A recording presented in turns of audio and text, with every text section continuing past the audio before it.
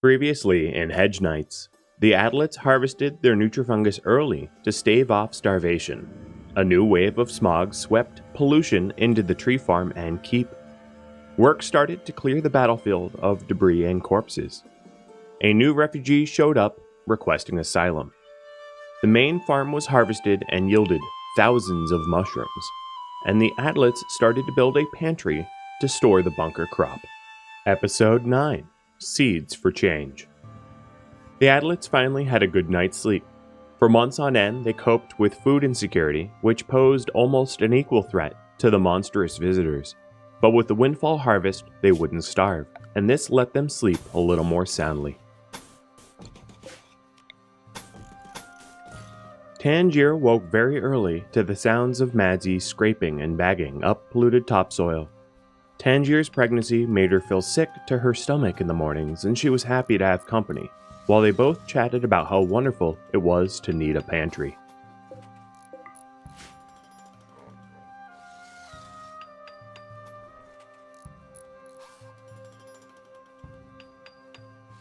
Megahoof realized his efforts in searching for a way to make contact with the coast wasn't going to work. The fungus that they had would spoil before a round trip could be made. His plan required at least one of the squires to make the trip back to the coast, and without a way to keep the food from spoiling, those plans would have to be put on hold.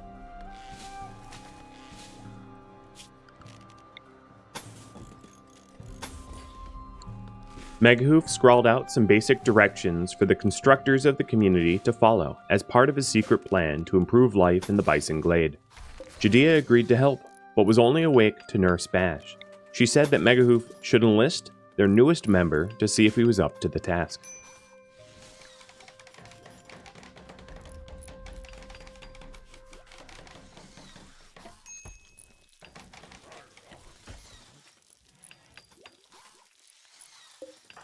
The rest of the community awoke to the loud masonry work underway to usher in Megahoof's new changes. The others had a lot of faith in Megahoof, and despite the toil and labor, were very excited to see his plan revealed.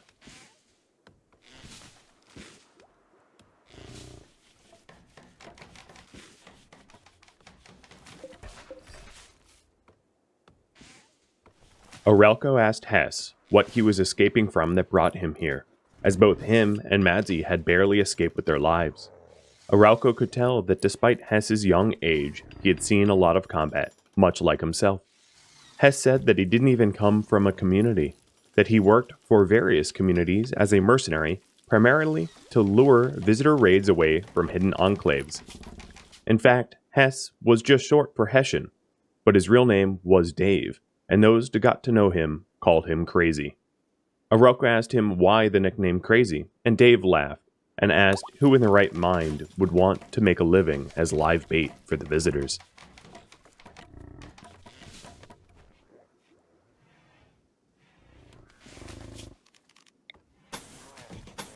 In Dave's previous line of work, he hadn't any experience with carpentry, masonry, or any other trade. His inexperience was obvious to the Adlets, but he was eager, and that counts more than skill. They told him not to burn himself out. He might be youthful, but they only had mushrooms to eat, which was far from fulfilling. Dave said not to worry. He was used to long hours and meager rations.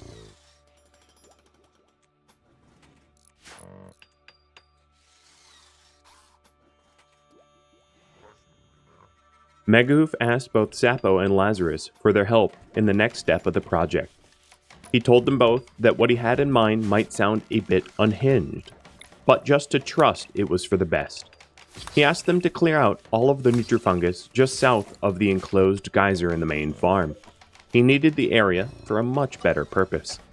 Both men gave each other a sly look as they found it quite fun to cut nutrifungus with their new axes, but they wouldn't let the others know they enjoyed their work.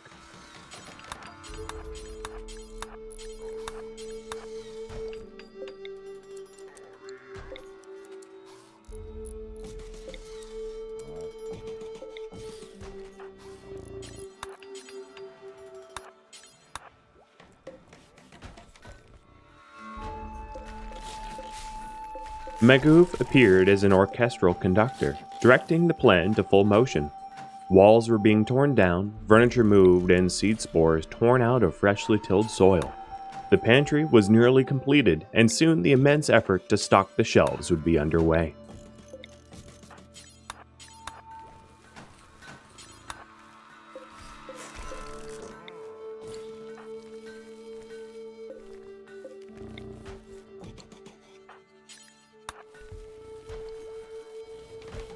The synergy and unity of the community was truly the mortar and glue of the Glade Keep.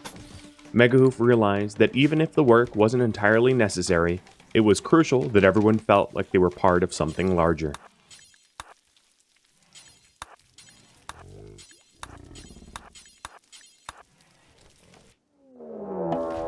The swift progress would have to be put on hold. Monsters were spotted, lurking the southern marshes.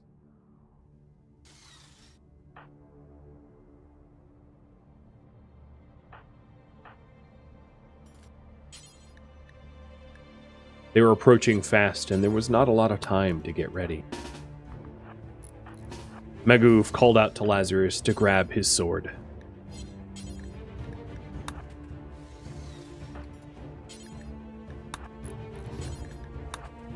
Lazarus exited the southern gate and spotted the raiders closing fast. He yelled to the others to batten down the hatches as he rushed to lure them westward.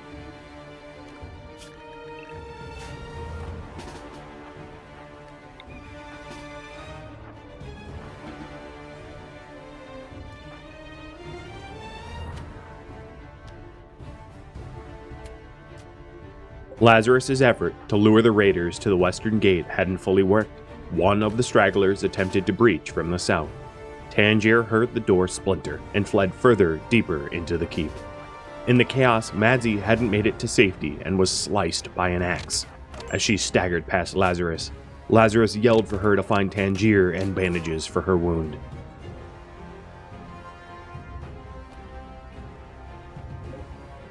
Tangier didn't hear anyone approach from the Nutrifungus farm, so she bravely rushed southward to close the heavy granite door.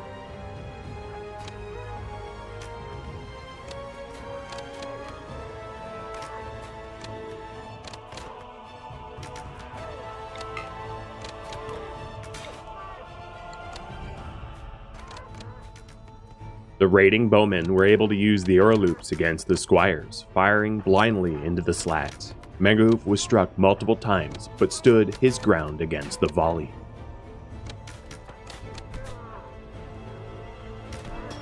Megahoof ordered the defenders to reposition behind Lazarus at the main gate. Together, the squires would repel the last of the invaders.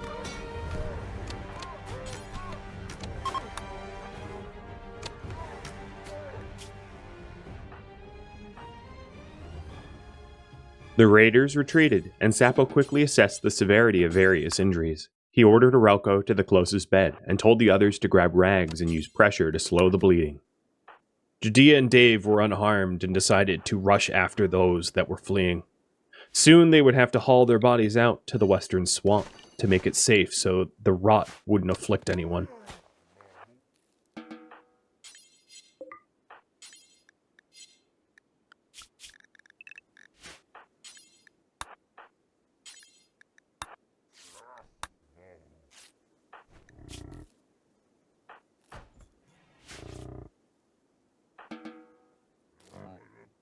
Madzi rushed to Sapo's side and selflessly offered her aid despite the fact that she was visibly bleeding. Sapo quickly assessed that her wound wasn't fatal, and as much as he wanted to order her to rest, he knew she wouldn't listen. He asked her to help clean the keep and explained the filth and blood could lead to infection. She grabbed some clean linens and started to scrub the blood-soaked slate floor.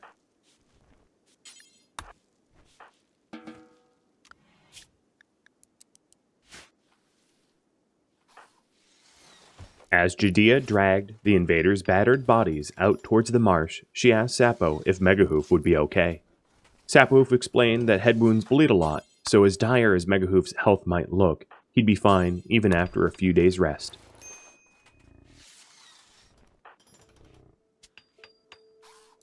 Lazarus volunteered to be patched last. His armor protected him enough that most of his injuries were just bruises. Sapo's last batch of ale was good medicine too.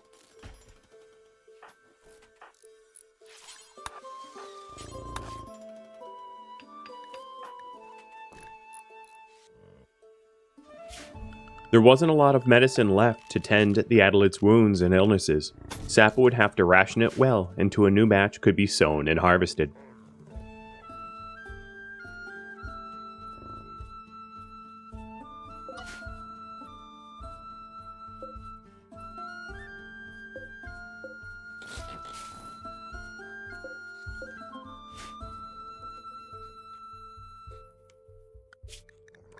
Orelko cleaned the keep as best as he could. He had overheard Sappo explain about disease to Madzi, and also knew how little medicine was left for infections.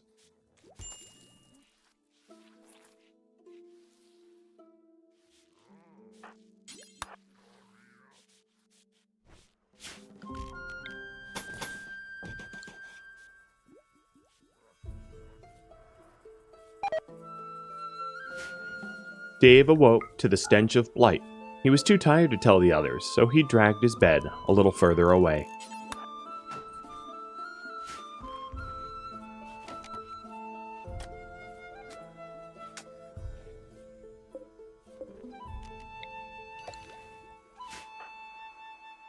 Many of the Adlets were a little worse for wear this morning, but they had escaped any permanent injury while surviving another raid party. Meghoof pondered about what sort of improvements could be made to the battlements. The trouble was that so much of their time was monopolized by the pollution that they had very little time for defensive improvements.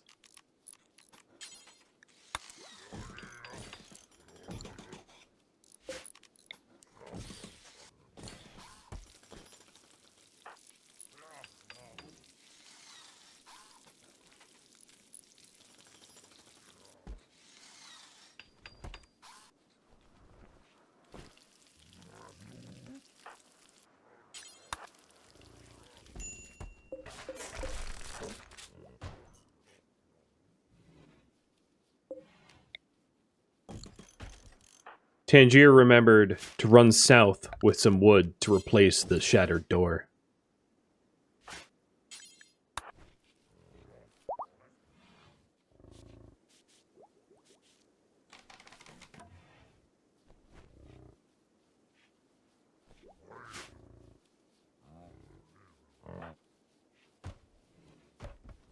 Zappo and Lazarus returned to the fields, clearing the primordium upon Megahooф's request.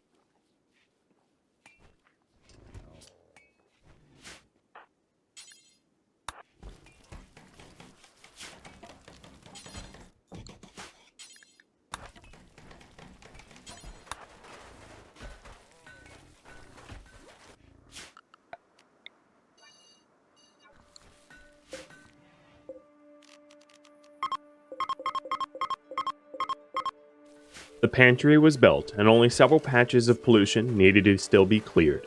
Soon the Adlets would have to collectively haul the thousands of mushrooms to the pantry before the new renovations could be completed.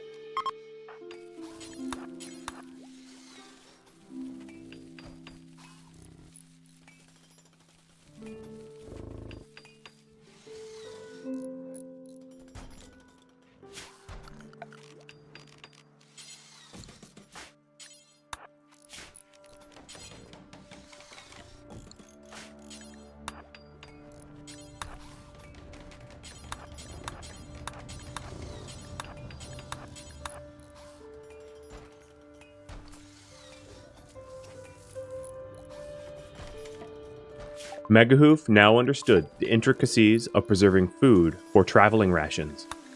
Back on the coast, they would dry fish with sea salts for preserved food for travel, but the marshy ponds here in the glade were far too polluted to support aquaculture. He had packed away various preserved seeds onto Mojo when he and the other squires made the trek out from the coast with the hopes of being able to fertilize the glades. At the time, he wasn't able to identify the various seeds, spores, and sapling cuttings, but through careful study of old botany tomes and journals, his understanding had expanded. He still dreamed of fruit and bread, but now knew they'd not keep well long-term in the pantries.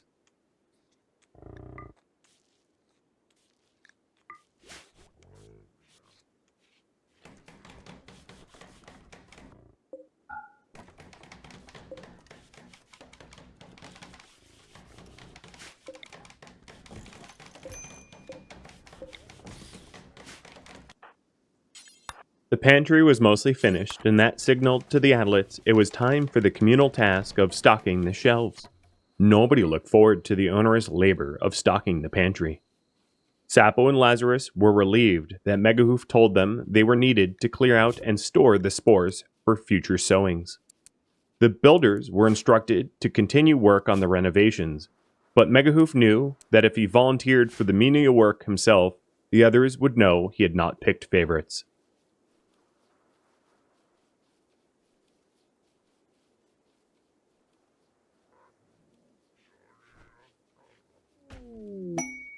Lazarus and Tangier's latest near-death experience had brought them closer together. Lazarus beckoned for Tangier as he laid next to the crackling fire, recovering from the last battle. He wanted to spend his life with her, of that he was certain. The two were happy to announce their engagement. Sapo laughed at the timing. He told Tangier to hurry because she was soon to enter her last trimester.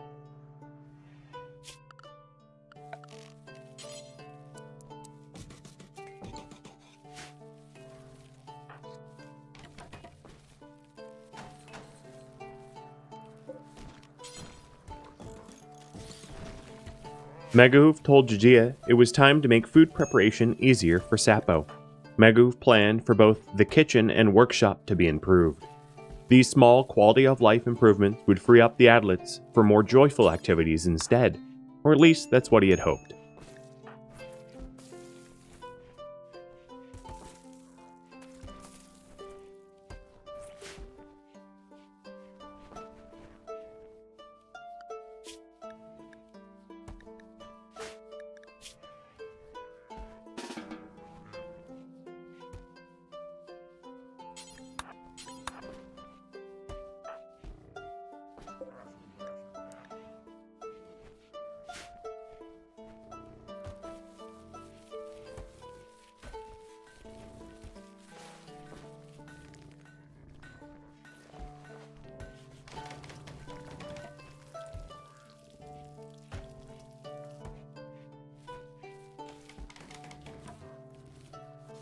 Tangier took some time to repair the western gate.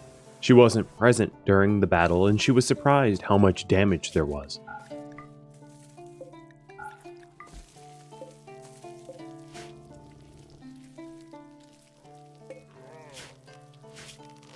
Lazarus harvested a few of the mature heelroot plants in the bison glade while Tangier looked on.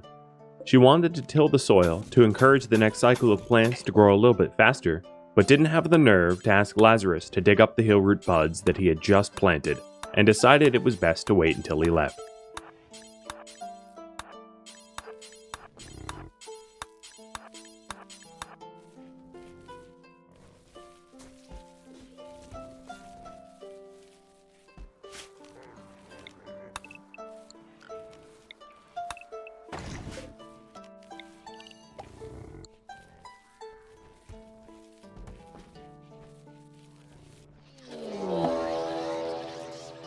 Something agitated some of the rats out in the glade. After the last attack, Megahoof didn't want to take any chances with the main gate being overrun with vermin, so he signaled some of the squires into formation to wait for the swarm.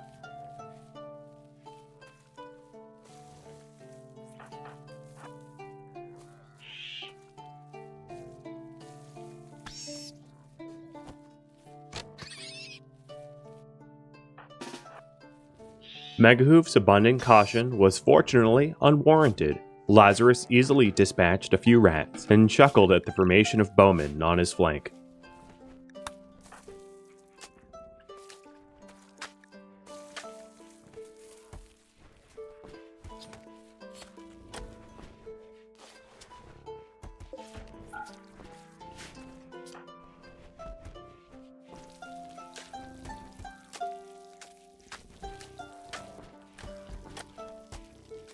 All of the primordium was cleared by the two farmers, and the remaining task was to make sure the bunker harvest was properly stored to stay fresh for as long as possible.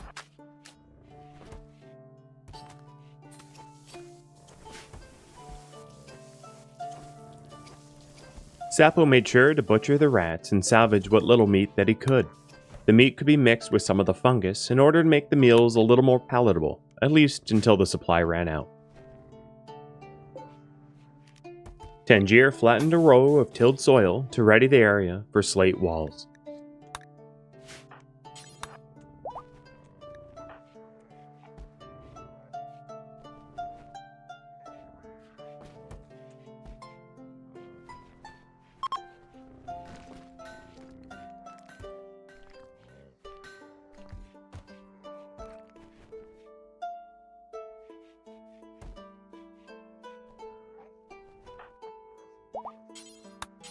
The pantry was overflowing with fungus, and there was still a considerable amount to be hauled from the southern field and harvested from the tree farm.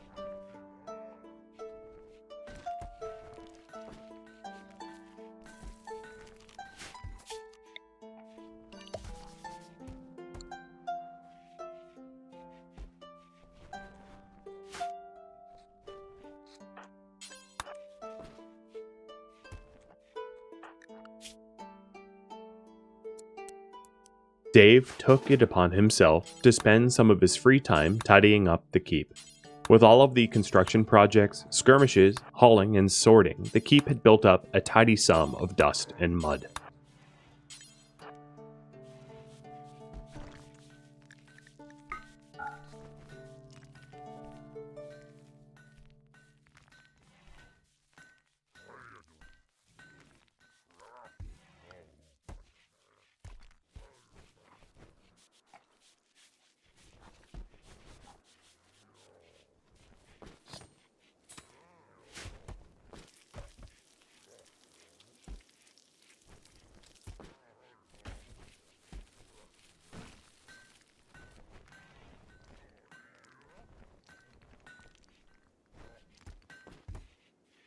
Most of the mushrooms had been stored, and Megahoof mentioned to the other adlets it was time to remove the roof over the cleared section of farmland. The others likely assumed that they would be sowing rice into the fields like they had done the year previous. They didn't know about the seed bags that Megahoof had stashed away from their original journey.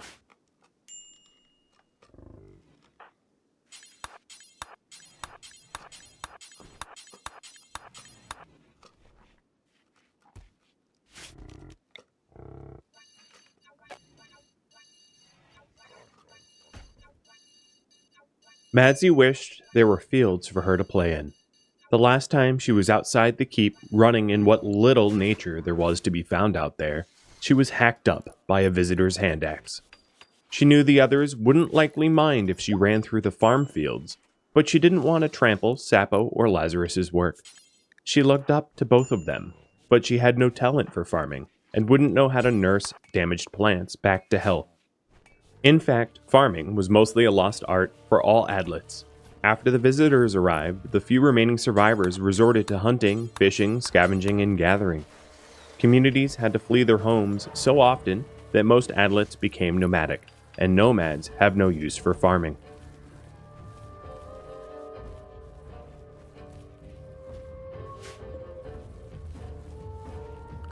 Judea offered Dave some useful tips about removing the roof tiles without damaging the beams and joists. Judea noticed that Dave was so eager to seem helpful that he often threw himself into a task to the point where he became detrimental. His high intensity needed to be channeled, lest it could become counterproductive. Megahoof drew up a floor plan of the keep's garden and labeled different sections with names that neither Sapo nor Lazarus were familiar with. Megahoof carefully explained how to handle each type of seed and what sort of care each one would need. Sapo was fairly well versed in herbal medicines and other ecology that was found back at the coast, and inquired where in the 11 realms did Megahoof obtain seeds he had never seen before.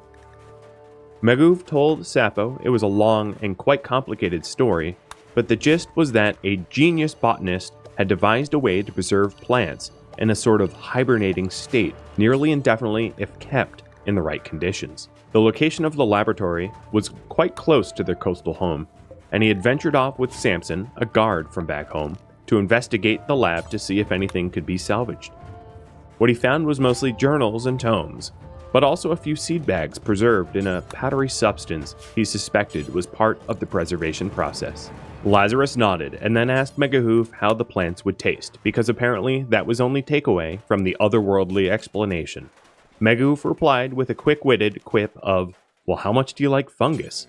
And Lazarus gagged and said, "Well, that settles it. I'm in."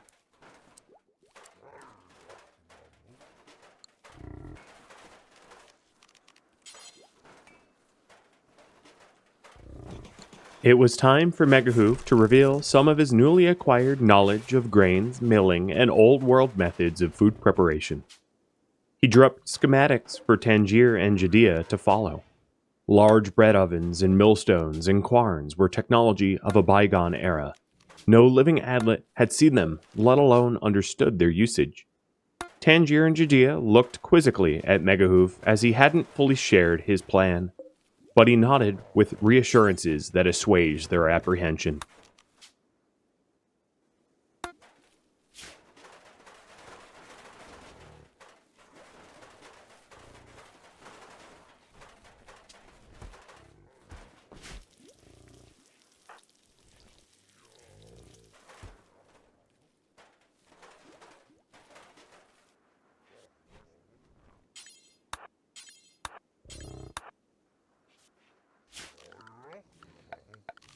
Sapo was very excited to learn how to cook all these new foods and asked Megahoof if he knew of any recipes. Megahoof nodded and explained that was one of the first things he'd looked into, because he didn't want to ask them to plant any seeds that were merely ornamental, and one of the only ways to know for sure was to cross-reference recipes. Megahoof shared with Sapo what had been nagging at him since their arrival here in the Glades. He said the sudden appearance of a pollution-absorbing tree didn't make any sense to him. Plants don't suddenly appear out of nowhere. It takes many generations of crossbreeding and hybridization to create novel life. These trees might be as foreign to their home as the visitors are. In fact, maybe they were even brought by the visitors. The trees give more questions than answers, he said, and that he'd have to observe, sample, and study them to deepen his understanding.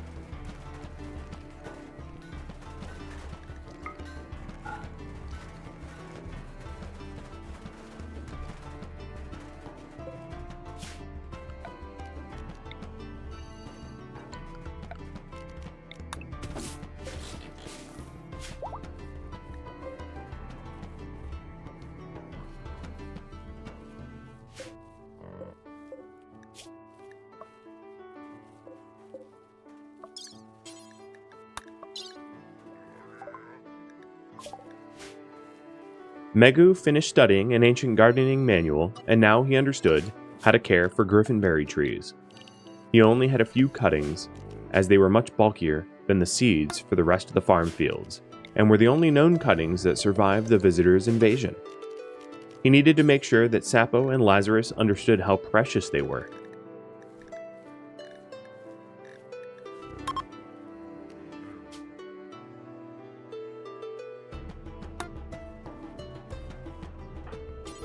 Lazarus came running back to Megahoof, and a pit of dread dropped in Megahoof's stomach.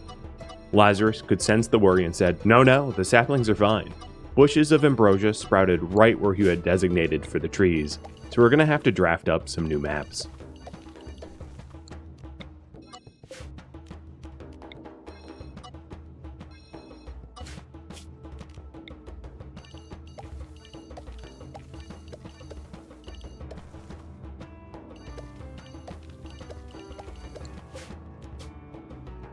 Megahoof had tried to study the ambrosia, but it displayed properties that didn't comport with his knowledge of botany.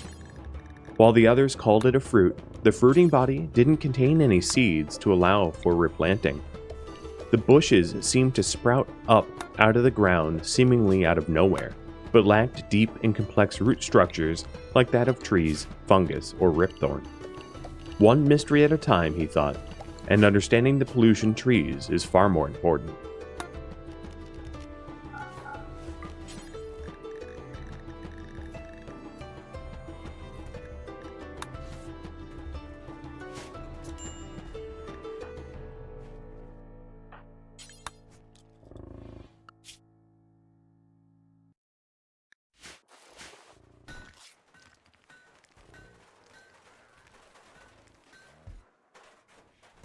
The last of the roofing tile was nearly removed.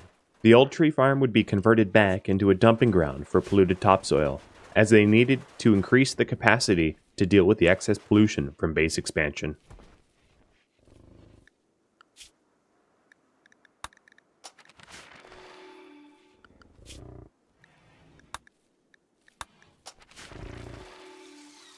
Construction on the new kitchen equipment had started. Sapple looked on with excitement as he prepared yet another mushroom soup.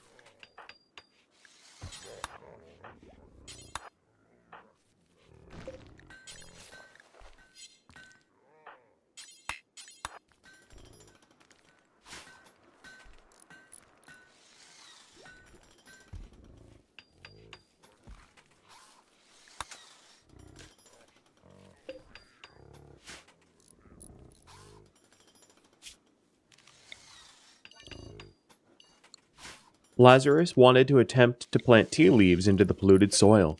Elders back home had small tea leaf gardens in polluted soil, and as far as Lazarus knew, they suffered no ill effects from drinking the tea, despite the toxic soil.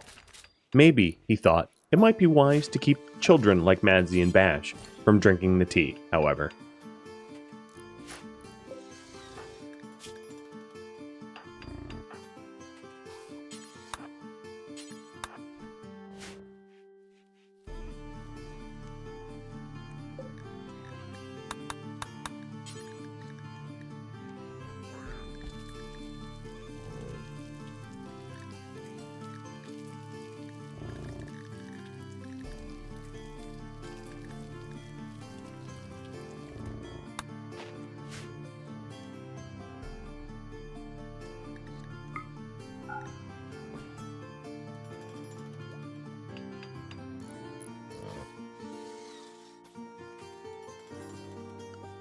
Judea realized they had even more bison to name. How Lily could keep giving birth to bison despite the terrible diet of fungus was a mystery. Judea would let the others know the two youngest cats would be known as Macho and Josmo, and that Sappo should work to sterilize them at his next convenience.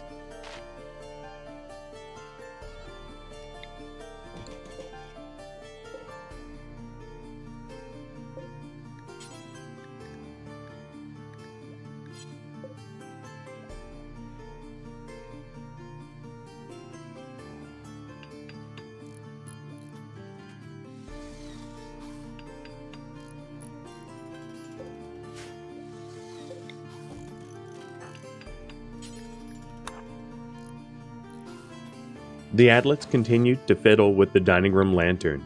They knew the Nutrifungus required perfect darkness to thrive, but they wanted to keep the dining room as well illuminated as possible without killing off their crops. Judea had assigned the larger oven's construction to Dave, a perfectly labor-intensive task for his seemingly endless font of stamina.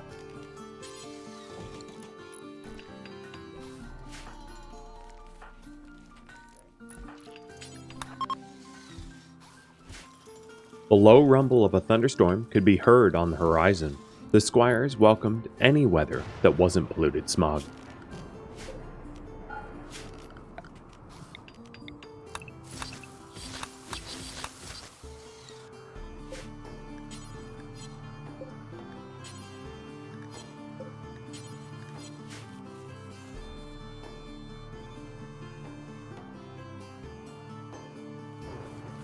Megahoof had thought his little community needed some music. As much as there was an urgency to forge arms and armor, people should have some time to themselves to enjoy life more fully.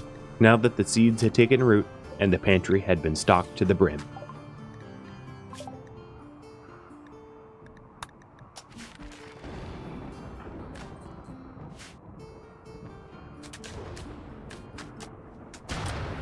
Judea and Megahoof took a moment out of their day to stare up at the thunderclouds and reflect upon the previous year. Tomorrow would mark the 1-year anniversary since their arrival, and they both marveled at how much they had accomplished. Bash was growing up so fast, and they worked tirelessly to shape the world into a better place for him. Adlets grew up quickly, and soon he'd be walking around and learning about the world.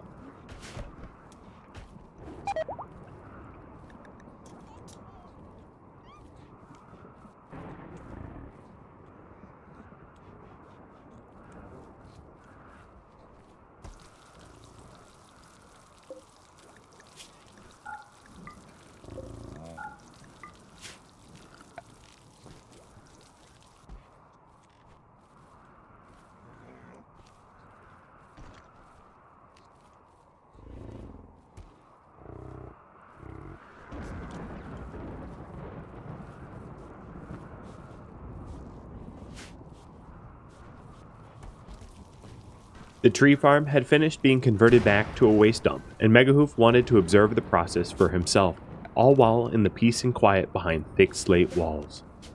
Their community could barely cope with the quantity of pollution accumulated by the seasonal smog, and Megahoof knew these trees were the clear answer to their collective problem.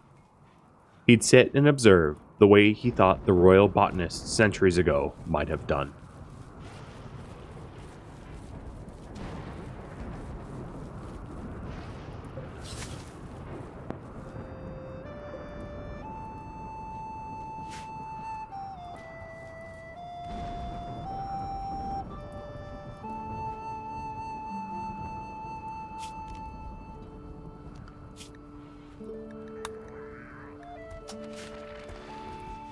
A massively bright flash of light illuminated the slate keep, and the smell of smoke filled the air.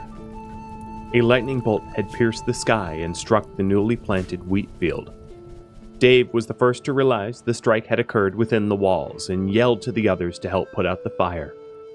The Adlets had never farmed wheat before, and they didn't realize how flammable it was compared to Nutrifungus. Sapo and Lazarus called for more help, but soon they were able to contain the blaze.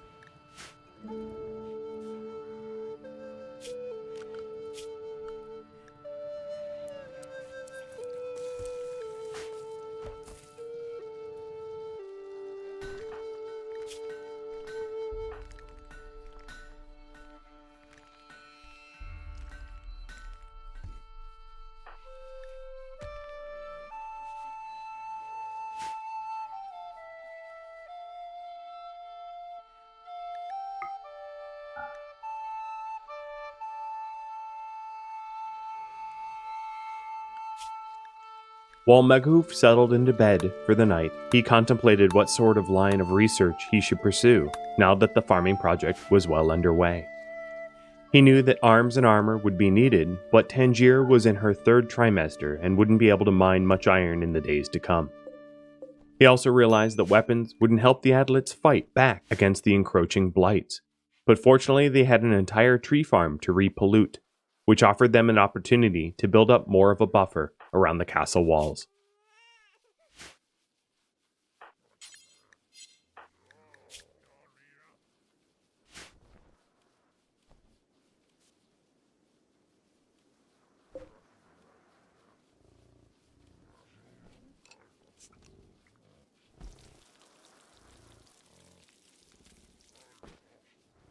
Many members of the Glade converged upon the eastern gate, knowing it was a point of intrusion for the encroaching smogs. Megahoof laughed that this is such a disturbing way to spend a warm spring afternoon, and the anniversary of their arrival, no less. Sapo and Lazarus just didn't want to see their hard work perish, and knew a buffer zone would help. The others had little better to do, as there wasn't much in the way of recreation in the keep anyway.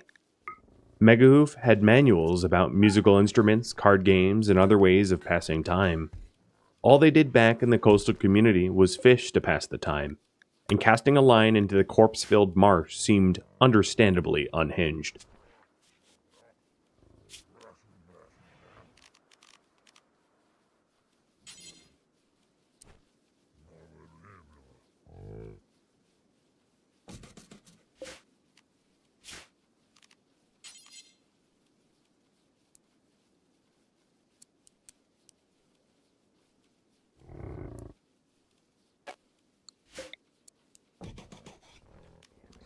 After adding additional kitchen utensils and tools for Sapo, Megahoof wanted to improve the smithy as well.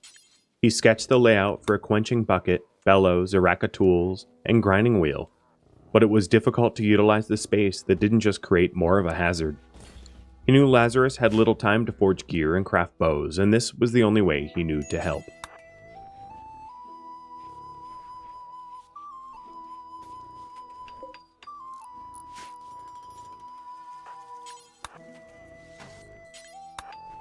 Lazarus assisted Jujia by hauling the timber and iron for the new tools and was amazed by how swiftly she worked. Within a few hours, she had set up a new rack for tools and a grinding wheel for his longsword, but left the bellows and bucket for tomorrow.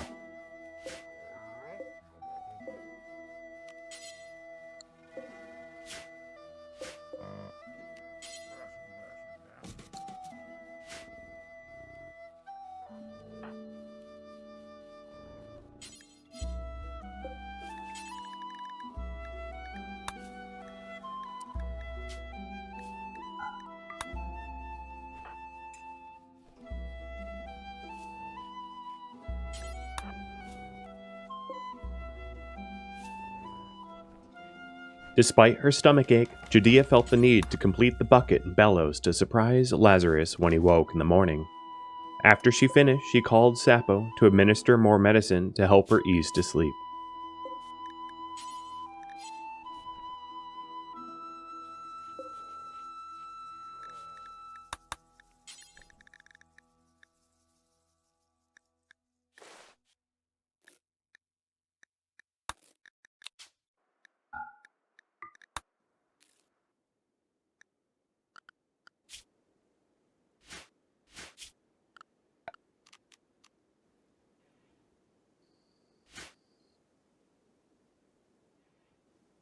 Madsy enjoyed patrolling the grounds of the keep, inspecting the hills and marsh creatures. One day she hoped to defend the lands like the squires, and she would pick up sticks and fight pretend monsters under the light of the two moons.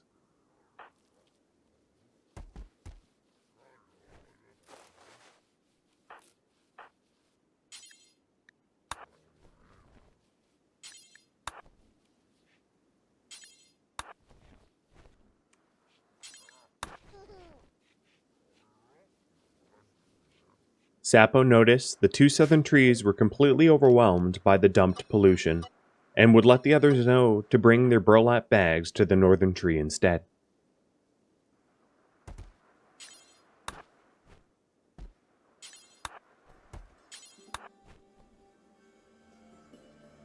Together again, the Adlets work shoulder to shoulder, tackling every problem that gets thrown their way.